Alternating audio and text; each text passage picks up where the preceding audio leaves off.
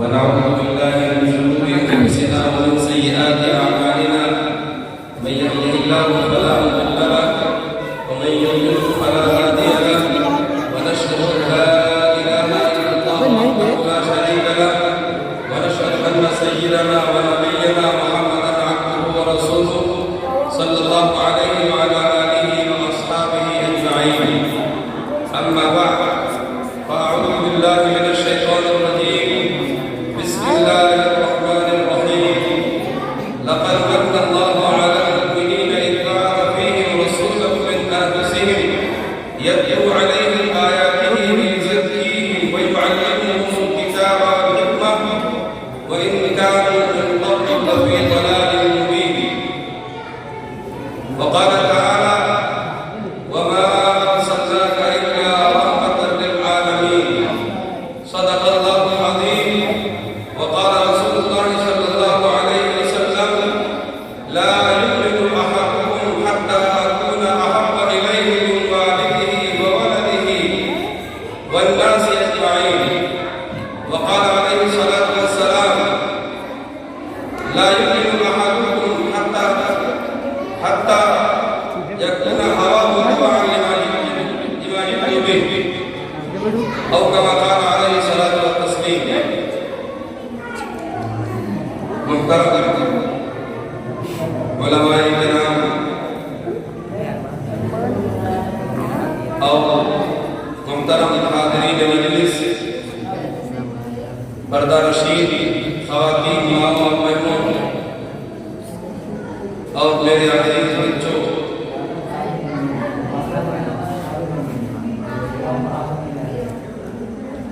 آج کی یہ دیوانی محفل ذکر رسول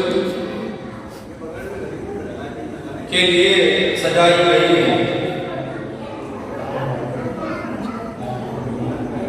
آج کی یہ دیوانی محفل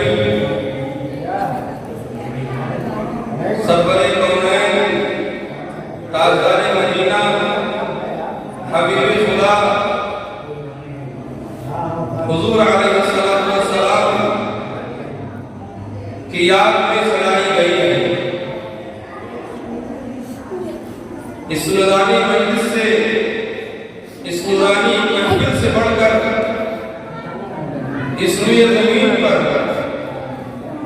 میں سمجھتا ہوں کوئی مجلس نہیں ہو سکتی۔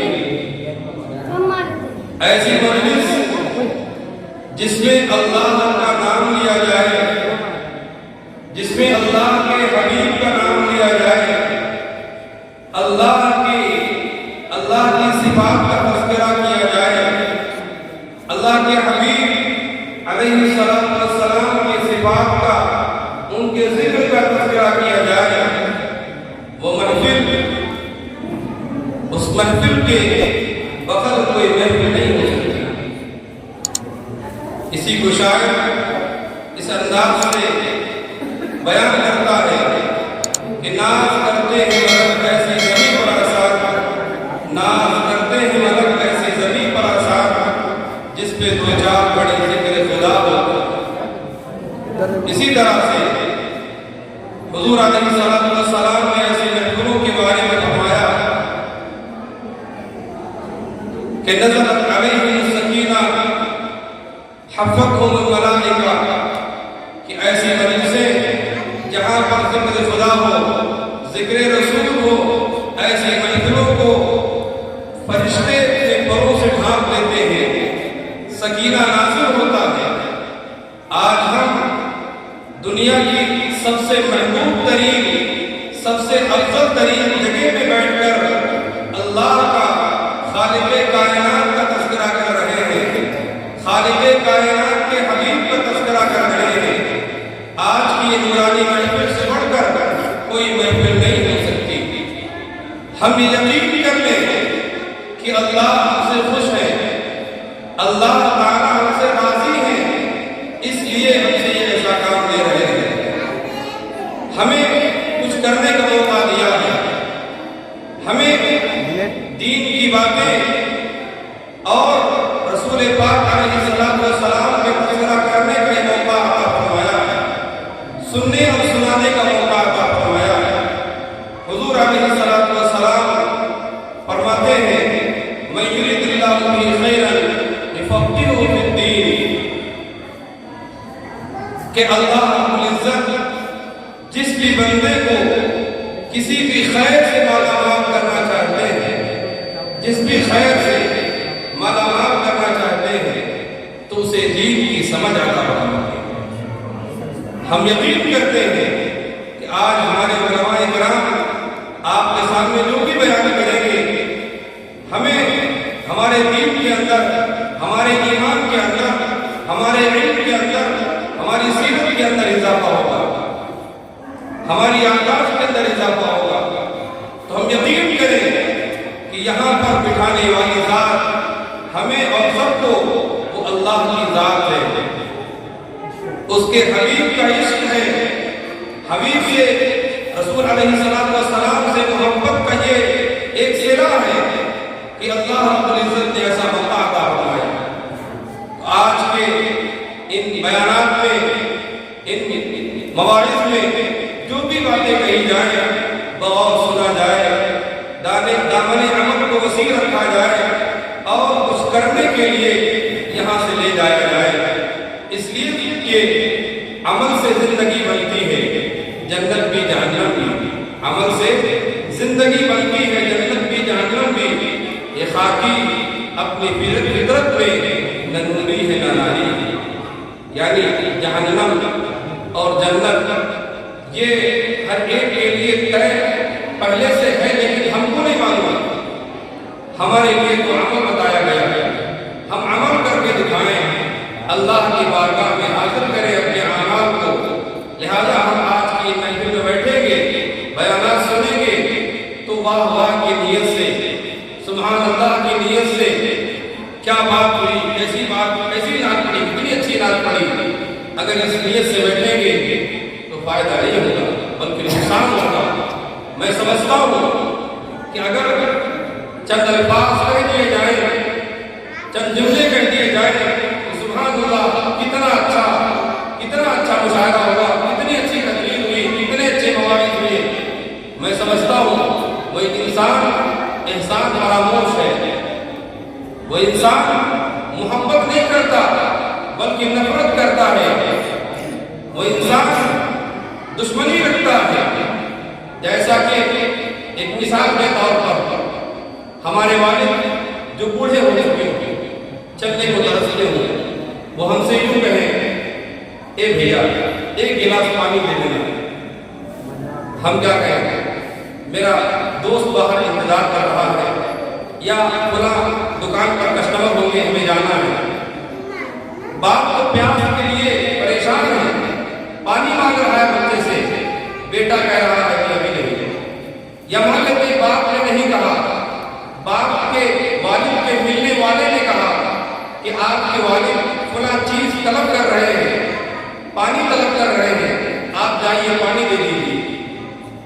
اب وہ باہر بیٹا کھڑے ہو کر کے اعلان کرے مائک لے کر کے کہ ہمیں تو اپنے والد سے بہت محبت ہے، ہمیں تو والد سے بہت عشق ہے، ہمیں تو والد سے دور رہتے ہیں، ہمیں اطمینان نہیں ہوتا، ہمیں سکون نہیں ملتا۔ اس بیوقوف کو میں سمجھتا ہوں اس وقت کے زمانے کے لوگ تو، یا اس علاقے کے لوگ یہی کہیں گے کہ یہ بیوقوف ہے، یہ محبت نہیں کر رہا ہے بلکہ یہ چاہ رہا ہے کہ کتنی جلدی اس کا باپ مرے، کتنی جلدی اس دنیا سے جائے۔ اسی لیے تو باپ کی بات نہیں مانتا، اسی لیے تو باپ کی خدمت نہیں کرتا۔ ضرورت اس بات کی تھی، محبت کا اعلان باپ میں کرتے، سب سے پہلے پانی پیش کرتے، محبت کا اعلان بعد میں کرتے، سب سے پہلے جس چیز کی ضرورت تھی اس چیز کو پیش کرتے۔ یہ سچا عشق ہے، یہ سچی محبت ہے۔ محبت کا اظہار طریقوں سے ہوتا ہے، محبت کا اظہار طریقوں سے ہوتا ہے، مقام و مرتبے کے اعتبار سے کیا جاتا ہے۔ ہم جو محبت اپنے والد سے کرتے ہیں، کیا ہم وہی محبت بچوں کے ساتھ کرنے لگیں گے؟ یعنی محبت کا اظہار والد کی یا والدہ کی، والدہ سے محبت کا اظہار یوں کریں گے، والد صاحب لیٹے ہوئے ہیں، والدہ ہماری آرام فرما رہی ہے، ہم آئے دکان سے، ہم آئے کام سے، والدہ کا پیر پکڑ لیا، امی پیر درد کر رہے ہیں، بیٹا نہیں درد کر رہے لیکن پھر بھی دوائے جا رہے ہیں، والد صاحب اب وہ پیسے کی ضرورت ہو، پیسے ہمارے پاس رکھے ہیں، اب آپ آرام کریے، اب آپ کام نہ کریے۔ والد سے محبت کا یہ اظہار اگر ہم کچھ نہ بولیں، اپنے عمل سے، اپنے قول سے ہم کسی چیز کا اظہار نہ کریں تو والد صاحب بھی کہیں گے، ملنے والے بھی کہیں گے کہ یہ بیٹا محبت نہیں کرتا۔ اگر دو جملے بول دیے، بیٹا ہر رات آئے اور یوں کہے، ایک بار جب ضرورت ہو آپ کو مجھ سے پیسہ لے لیں، لیکن آپ کام پہ نہ جائیے، اب آپ بوڑھے ہو چکے ہیں، اب آپ جاتے ہیں تو ہمیں شرم آتی ہے، ہم معاشرے میں کام کو دکھائیں۔ یہ جب جملے آپ کے باپ کا دل بالکل پھول کر کے پھول جائے گا کہ میرا بیٹا اس سے اتنی محبت کرتا ہے، وہ باپ بھی جائے گا باہر، لوگوں کو بتائے گا میرے بیٹا جیسا کوئی بیٹا نہیں، جو ہر روز آ کر کے کہتا ہے کہ میرے آئے میرے والد جیسی ضرورت ہو ہم اس کے لیے پیش کرنے کے لیے تیار ہیں۔ تو میرا مطلب کہنے کا یہ محبت کا اظہار جو والد سے کیا، یہ محبت کا اظہار جو پیروں کو دبا کر کے والدہ سے کیا، کیا یہی محبت کا اظہار بیوی سے کریں گے؟ کیا یہی طریقہ اپنائیں گے اپنے بچوں سے؟ بچوں سے محبت کا اظہار معلوم ہے کہ بچے کو ڈانٹ ڈپٹ، ان کی نگرانی، ان کو سامان لا کر کے دینا، ان کے ساتھ کھیلنا، پیٹھ پر بٹھا لینا، کندھے پر بٹھا لینا، جس طرح سے رسول پاک علیہ السلام کبھی حسن حسین رضی اللہ عنہما کو کندھے پر بٹھاتے، کبھی پیٹھ پر بٹھاتے، نماز پڑھتے ہوتے تو پیٹھ پر بیٹھ جاتے، یہ محبت کا اظہار ہے۔ کبھی گود میں لے لیتے، اور بھی بچوں کو بلاتے گود میں لے لیتے، اس طرح سے بچوں کے ساتھ محبت کا اظہار کرتے۔ ان کے پیر نہیں دبانا ہے بچوں کے، بچوں سے یہ نہیں کہنا ہے کہ جیسی ضرورت ہو ہم تمہارے لیے تیار ہیں۔ تو محبت کا اظہار مقام و مرتبے کے اعتبار سے ہوگا۔ اگر یہی نبی علیہ السلام جن کے صدقے میں کائنات بنی، جن کے صدقے میں ہر چیز بنی، جن کے صدقے میں نبی اور رسول آئے، جن کے صدقے میں ہر چیز اللہ رب العزت نے سجائی، زمین و آسمان سجایا، چاند و سورج سجایا، کون و مکان سجایا، تاجدار بغداد ہے، تاجدار مدینہ ہے، سرور کونین ہے، ان کے صدقے میں ہر چیز بنی۔ اگر رسول پاک علیہ السلام سے محبت کا اظہار اسی طرح سے کیا جائے جس طرح سے ایک معشوقہ سے کیا جاتا ہے، محبت کا اظہار ویسے ہی کیا جائے جس طرح سے ایک معشوقہ سے کیا جاتا ہے، غزلیات میں اشعار کہے جاتے ہیں تو وہ غلط ہو جائے گا۔ جس طرح سے بیوی کے گیسو ہونٹوں کا، تمام چیزوں کا اظہار انسان کرتا ہے، کیا ہم اپنے نبی پاک علیہ السلام کا اظہار کر سکتے ہیں؟ نہیں کر سکتے۔ تو محبت کے تقاضے، محبت کی اظہار کرنے کے تقاضے لوگوں کے لیے الگ الگ ہے۔ رسول علیہ السلام کا مقام تو رب کے سوا کوئی نہیں سمجھ سکتا، ان کی صفات رب کے سوا کوئی بیان نہیں کر سکتا، نہ کوئی قلمکار، نہ کوئی بیان کر، نہ کوئی عالم، نہ کوئی مفتی، نہ کوئی علی، نہ کوئی شاعر، کوئی بیان نہیں کر سکتا نبی علیہ السلام کے صفات کو، نبی علیہ السلام کے اخلاق کو، نبی علیہ السلام کے اوصاف کو کوئی بیان نہیں کر سکتا۔ یہاں تک کہ حضرت عائشہ صدیقہ رضی اللہ تعالیٰ عنہا سے ایک صحابی نے پوچھا کہ بتائیے اماں جان، نبی علیہ السلام کے اخلاق کیسے تھے؟ کوئی جواب نہیں دیا، فرمایا کانا خلقہ القرآن، کہ نبی علیہ الصلوۃ والسلام کے اخلاق تو پورا قرآن ہے، پورا قرآن ہے، کان خلقہ القرآن۔ یہ ایک جملے کے اندر پوری ترجمانی کر دی۔ اب قرآن پاک کو کون سمجھ سکتا ہے؟ قرآن پاک کو کون سمجھ سکتا ہے؟ ہم جتنا سمجھ لیں گے وہ ذرہ ہوگا اللہ کے علم کے مطابق۔ میرے بھائیوں دوستو، یہ سمجھنے کی چیز ہے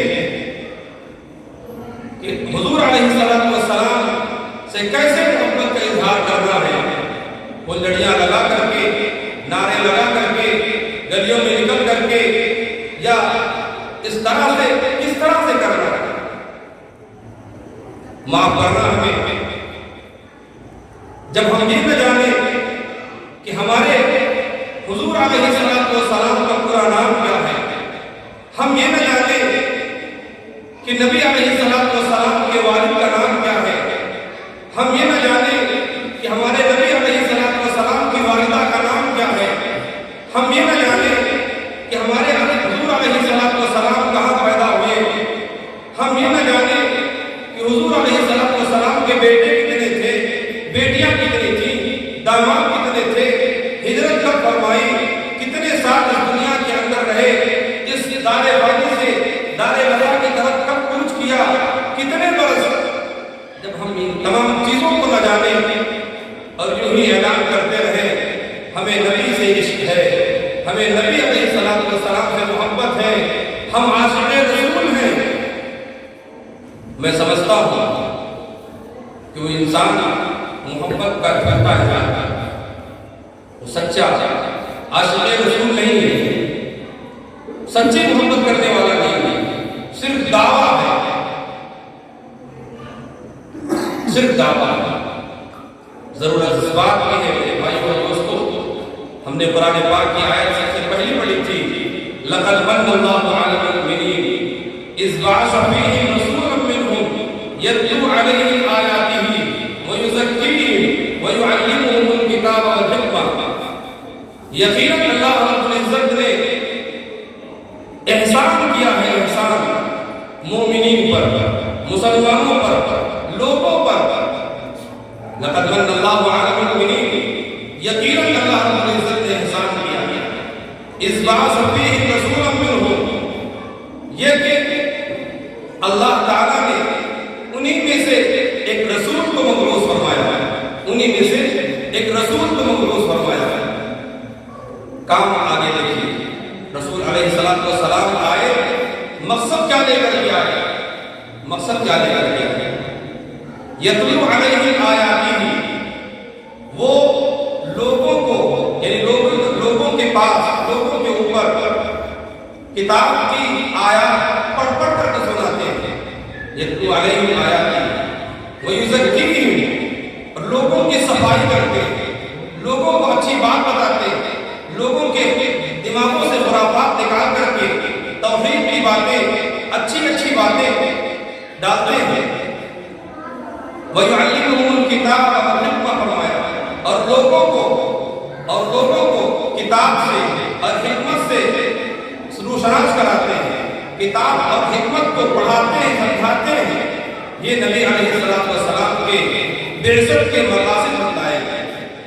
جو نبی سب سے پہلی آیت اقرأ بسم ربک الذی لے کر کے آئے، جس نبی کے اوپر آسمان سے، لوح محفوظ سے رب کائنات اقرأ بسم ربک الذی اتارے، سب سے پہلی آیت حضرت جبرائیل علیہ السلام نبی علیہ السلام کے اوپر، اس جگہ پر جہاں پر کوئی پڑھا لکھا نہ ہو اور خود نبی پاک کو امی لقب دیا ہو، یعنی بغیر پڑھے لکھے، وہاں اقرأ بسم ربک الذی خلق لے کر کے آئے کہ پڑھو اپنے رب کے نام۔ پہلا لفظ آیا، پہلی آیت آئی اور رب نے فرمایا پڑھو اقرأ بسم ربک الذی خلق، پڑھو اس رب کے نام جس نے تمہیں پیدا کیا، جس نے تمہیں پیدا کیا، یعنی ایسا علم پڑھو جس علم کا تعلق رب سے ہو، خالق ارض و سما سے ہو، ایسا علم ہو۔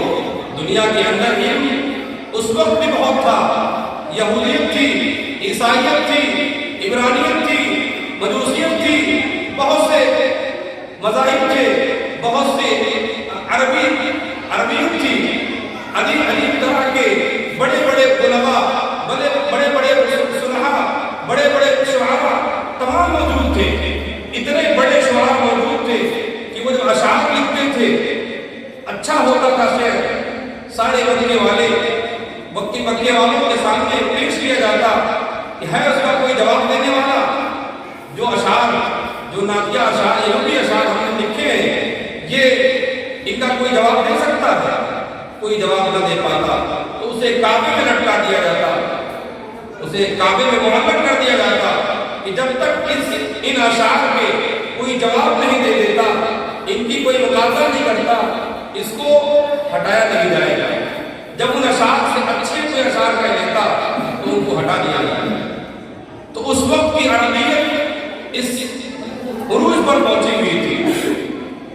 تو میرے بھائیوں، کہنے کا مطلب یہ ہے کہ اس زمانے میں بھی علم تھا، لیکن علم کیسا تھا؟ جس کا تعلق رب سے نہیں تھا، جس کا تعلق اس کائنات کو پیدا کرنے والے سے نہیں تھا، جس کا تعلق قبر سے نہیں تھا، حشر سے نہیں تھا۔ لہذا ضرورت ہے اس بات کی کہ ہم کم از کم ربیع الاول کا مہینہ آئے تو ہم چند سیرت کی کتابیں پڑھ لیں، اپنے بچوں کو کم از کم اس مہینے میں تو اپنے بچوں کو نبی کا پورا نام بتا دیں اور نبی پاک علیہ السلام کے والدہ اور آپ کے خاندان کے بارے میں بتا دیں۔ ہم کوئز کا مقابلہ رکھیں، یعنی آپس میں بچوں کا مقابلہ رکھیں، ہم اس طرح کے پروگرام رکھیں جس میں نبی علیہ السلام اور آپ کے اہل بیت اور آپ کے خاندان کے لوگوں کا تذکرہ ہو، ان کی معلومات فراہم ہو، وہ ہم کام کریں۔ جب ہم کسی کو صحیح طریقے سے جانیں گے نہیں، اس سے محبت نہیں ہو سکتی۔ آپ یہ سوچیں کہ ایک انجان آدمی بار بار کہتا ہے چھوٹے بچے سے کہ میں تمہارا فلاں ہوں، میں تمہارا بڑا ہوں، میں تمہارا بڑا ہوں۔ وہ بچہ اس آدمی کے پاس نہیں جاتا، لیکن جس کو بار بار دیکھتا ہے اس کے پاس چلا جاتا ہے۔ اس کی مثال یوں بھی سمجھیں کہ جس کے ہم خاندان کو جانتے ہوں، جس کے ہم نام کو جانتے ہوں، جس کے ہم والدین کو جانتے ہوں، جب وہ سامنے آتا ہے تو اس سے محبت ایک الگ طرح کی ہوتی ہے۔ اگر باہر کہیں دور، گھر سے دور کہیں وہ آدمی ہو جائے تو اسے آواز کیے بغیر، اس کی ضیافت کیے بغیر ہم نہیں سکتے۔ یہ ہوتا ہے جانکاری پر، معلومات پر۔ جب تک ہم کسی کے بارے میں جانیں گے نہیں، اس سے سچی محبت نہیں ہوگی۔ لہذا ہم ربیع الاول کے مہینے میں اس طرح کے پروگرام رکھیں۔ آج کا جو پروگرام رکھا گیا، اللہ تعالیٰ آج کے پروگرام کرنے والے حضرات کو ہر طرح سے مالا مال فرمائے، دینی ترقی عطا فرمائے، دنیوی ترقی عطا فرمائے، ہر طرح سے تمام مصیبتوں کو ٹال دے، ہر طرح سے حفاظت فرمائے۔ اس طرح کے پروگرام رکھنے کی ضرورت ہے۔ ایک دو دن نہیں، 12 ربیع الاول، 13 ربیع الاول کو نہیں، پورے مہینے مائک میں ہی ضرورت نہیں ہے، بغیر مائک کے بھی چند آدمی، چند لوگ، چند نمازی ادھر بیٹھ جائیں، چند نمازی ادھر بیٹھ جائیں، آپس میں مقابلہ ہوگا۔ میرے بھائیوں اور دوستوں، ضرورت ہے اس بات کی کہ ہم عشق کریں تو سچا عشق کریں۔ جب نبی پاک علیہ السلام کی بات آ جائے، سنت کی بات آ جائے، طریقے کی بات آ جائے تو ہم لوگوں کے طریقوں کو ٹھکرا دیں۔ وہ پکا اور سچا مسلمان نہیں، وہ پکا اور سچا مومن نہیں ہے جو نبی پاک علیہ السلام سے سچا عشق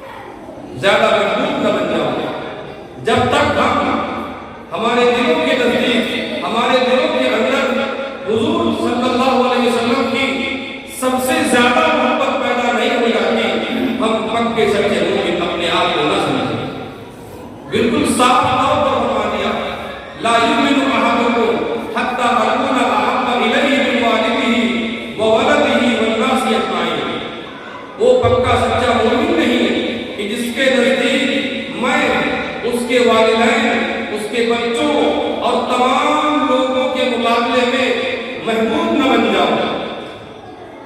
یہ ایک فطری تقاضا ہے، ایک یقینی تقاضا ہے کہ ہم چاہتے نہ چاہتے حضور صلی اللہ علیہ وسلم کی محبت کو دل کے نہا خانے میں، اندرون خانے کے اندر بٹھانے کی کوشش کریں. کیوں نہیں بٹھا سکتے؟ کیوں بٹھانے کے لائق نہیں؟ ہم حضور علیہ السلام کے انسان کو دیکھیں. دنیا کرا رہی تھی، دنیا پریشان تھی. اس وقت رسول پاک علیہ السلام اس دنیا میں تشریف لائے تو اللہ رب العزت نے رحم فرمایا اور رسول پاک علیہ السلام نے لوگوں کو اچھی اچھی باتیں بتائیں، دنیا کو اخلاق سے مزین کیا، دنیا کو علم سے منور کیا، جو آج ہم دنیا کو دیکھ رہے ہیں. ورنہ اس وقت کی دنیا جو رسول پاک علیہ السلام کے مبعوث ہونے سے پہلے، پیدا ہونے سے پہلے تھی، وہ اس طرح سے تھی کہ لوگ 40 سال تک لڑتے تھے صرف چھوٹی بات پر کہ میرے گھوڑے نے یا آپ کے گھوڑے نے میرے گھوڑے سے پہلے اس تالاب میں پانی پی لیا. ناک کی بات نہیں کہ ہمارا خاندان بڑا، ہمارا قبیلہ بڑا، ہماری برادری بڑی، تم کیا آپ کے گھوڑے نے میرے گھوڑے سے پہلے پانی بھی پی لیا. لڑائی چل رہی 40 سال تک چل رہی. اپنی شان مولانا کی خاطر، نام کی خاطر اپنی بچیوں کو پیدا ہوتے ہی زندہ درگور کر دیتے تھے. بہت سے واقعات میں یوں ملتے ہیں کہ 8 سال تک بچیاں ہو جاتی ہیں، زندہ درگور کر دیتے ہیں. جہالت اس حد تک پہنچی ہوئی تھی کہ ماں کو باپ کی وراثت کے ساتھ بیٹا رکھا جاتا تھا. باپ کی وراثت کے ساتھ اپنی ماں کو رکھتا تھا، بیوی کی طرح، باندھی کی طرح. وراثت میں جس طرح سے گھر مکان ساری چیزیں آتی ہیں باپ کے مر جانے کے بعد، اسی طرح سے بیٹے کی وراثت میں اس کی ماں آ جاتی تھی. جہالت اس حد تک تھی. ان کی خون انسانوں کا ہو یا جانوروں کا ہو ایسے ہی پی لیا کرتے تھے. میرے بھائیوں دوستوں، اگر وہ اس دنیا میں ہم لوگ ہوتے، اس وقت میں ہم ہوتے تو کتنا پریشان ہوتے. رسول پاک علیہ السلام کے بارے میں آتا ہے، حدیث پاک کے اندر ہے، کان دائما احزان دائما فکرہ، کہ رسول پاک علیہ السلام ہمیشہ فکر مند رہتے تھے، ہمیشہ غمگین رہتے تھے. اس کے لیے ہمارے وہاں کے لیے رہتی دنیا پر جتنے بھی انسان آنے والے ہیں، ہر ایک کے لیے اللہ سے مانگ کر کے گئے ہیں، اے اللہ ایسا عذاب نہ بھیجنا جو ساری امت کو تہس تہس کر دے. ایسا نہ کرنا. تمام چیزیں رسول پاک علیہ السلام مانگ کر کے گئے ہیں. اسی آب و ہوا اور اسی محبت کے نتیجے میں، اسی رحمت کے نتیجے میں اللہ رب العزت نے رحمت للعالمین کا لقب عطا فرمایا. میرے بھائیوں دوستوں، ضرورت ہے اس بات کی کہ ہم اس طرح کی محفلوں کو خوب سجائیں اور ان چیزوں کو کریں جو قرآن پاک کے اندر ہے، جو حدیث پاک کے اندر ہے. ان چیزوں کو کریں جن چیزوں سے رسول پاک علیہ السلام کی آنکھیں ٹھنڈی ہوں گی. رسول پاک علیہ السلام ہم سے خوش ہوں گے. آخری ایام چل رہے ہیں، آخری ایام چل رہے ہیں. رسول پاک علیہ السلام اپنے رفیق اعلیٰ سے، اللہ رب العزت سے ملنے والے ہیں. آخری ایام میں بھی ایک چیز فرما رہے ہیں، الصلاۃ، نماز کو قائم رکھنا. پوری زندگی نمازی کے لیے محنت کی ہے. جو لوگ اللہ کے گھر سے دور تھے، اللہ کے بتائے ہوئے راستے سے دور تھے، قرآن پاک سے دور تھے، اچھی چیزوں سے دور تھے، انہی لوگوں کو رسول پاک علیہ السلام قریب کیا، لوگوں کو لے کر کے آئے، اعلان کیا ہے، قولوا لا الہ الا اللہ تفلحوا، کہ تم لوگ پڑھ لو کلمہ کامیاب ہو جاؤ. لیکن پھر بھی اخیر جاتے فرما رہے ہیں الصلاۃ. ایک موقع پر فرماتے ہیں قرۃ عینی الصلاۃ، نماز میری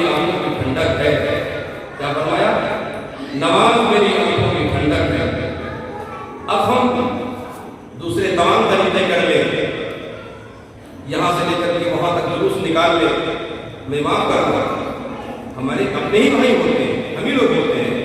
مطلب کہنے کا یہ ہے کہ اگر ہم جلوس میں نکل جائیں، ہم تمام چیزیں کر لیں، لیکن نماز کا وقت جب آئے تو ہم مسجد کا منہ نہ کریں، مصلی نہ بچھائیں، تو یہ کہاں کی محبت ہے؟